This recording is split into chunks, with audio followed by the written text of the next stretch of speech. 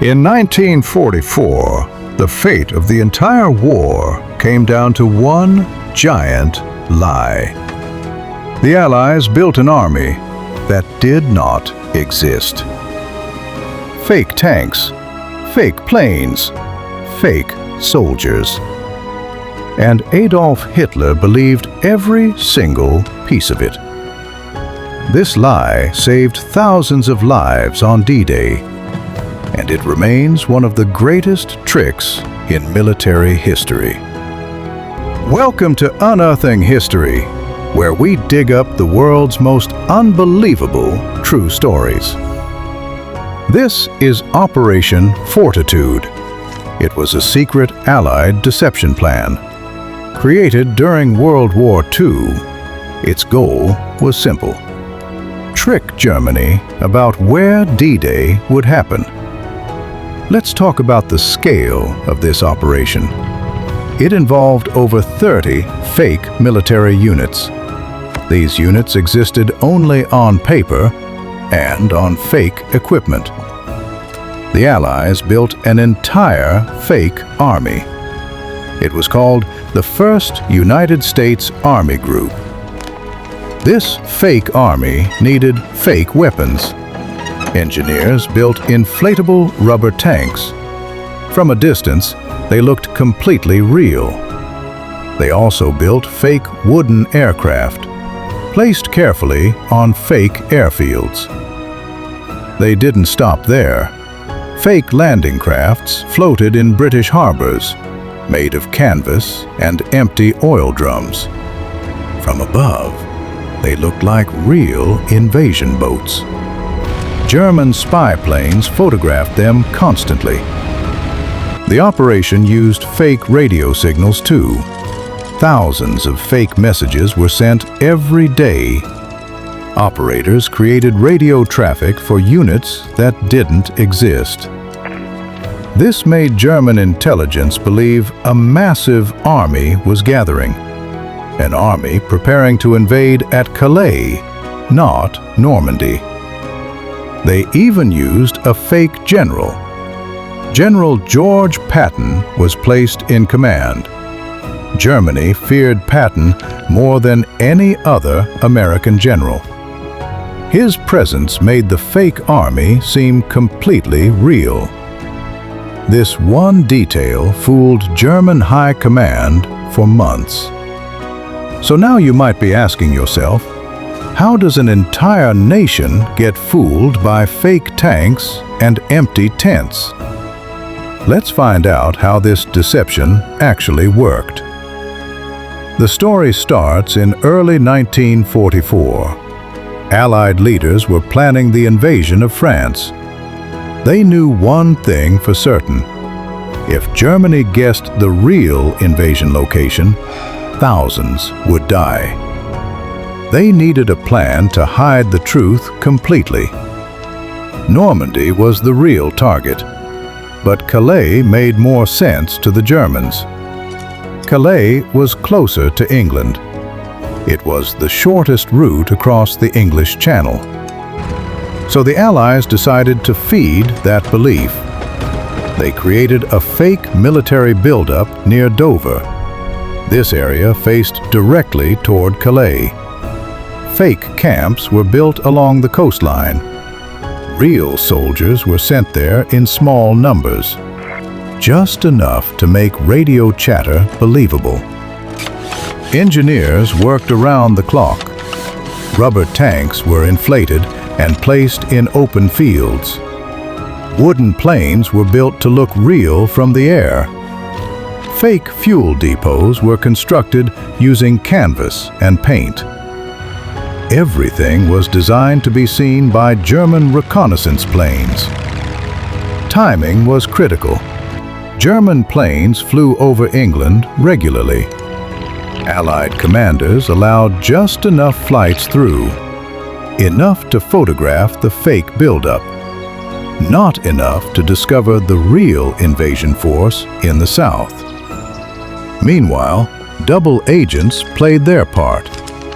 British intelligence had secretly turned German spies. These agents sent false reports back to Germany. They confirmed the fake army was real. Some of these agents received German medals for their excellent work. The radio deception was massive. Small teams of soldiers operated hundreds of radio sets. They mimicked the communication patterns of huge armies. German listening posts intercepted thousands of messages, all pointing toward an invasion at Calais. Then came June 6, 1944. D-Day began in Normandy, not Calais. Even as real soldiers landed on the beaches, the deception continued. German commanders still believed Normandy was a distraction. They believed the real invasion was still coming at Calais. This belief did not fade quickly. For nearly 7 weeks after D-Day, Hitler kept his strongest tank divisions near Calais, waiting for an invasion that would never come. Those tank divisions could have crushed the Normandy landing. Instead, they sat in the wrong location, guarding an empty threat. This single decision changed the war. Allied forces used those 7 weeks to strengthen their position in France. Historians believe this delay saved thousands of Allied lives.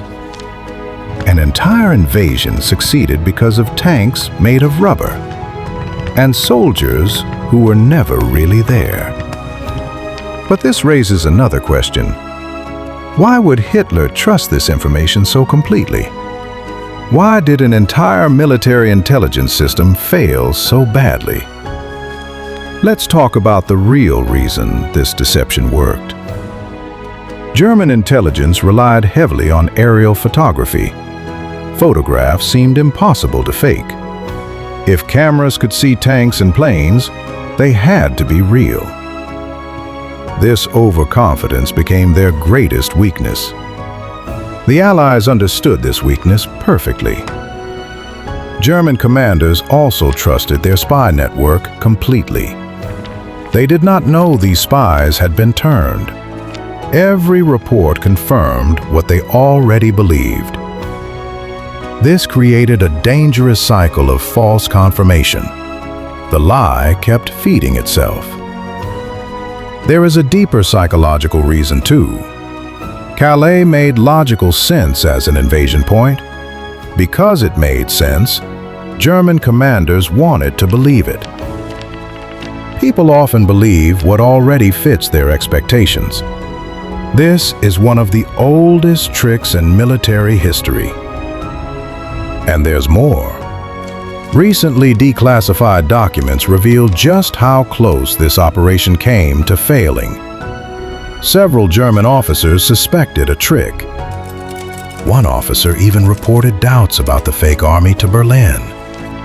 His warnings were ignored. Why were his warnings ignored?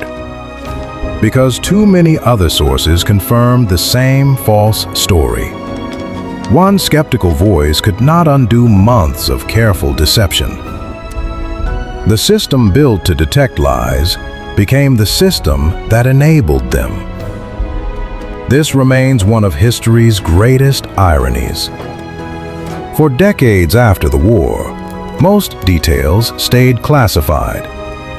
Only in later years did the full scale of Fortitude become public.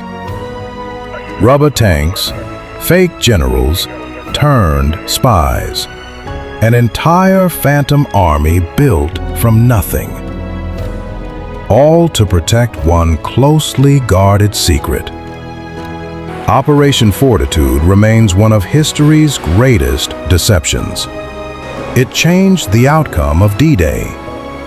It possibly changed the outcome of the entire war. Built not with weapons, but with imagination, timing, and controlled information. A war won partly on a battlefield that never physically existed. Historians still study this operation today. not just for its military genius, but for what it reveals about human trust and belief.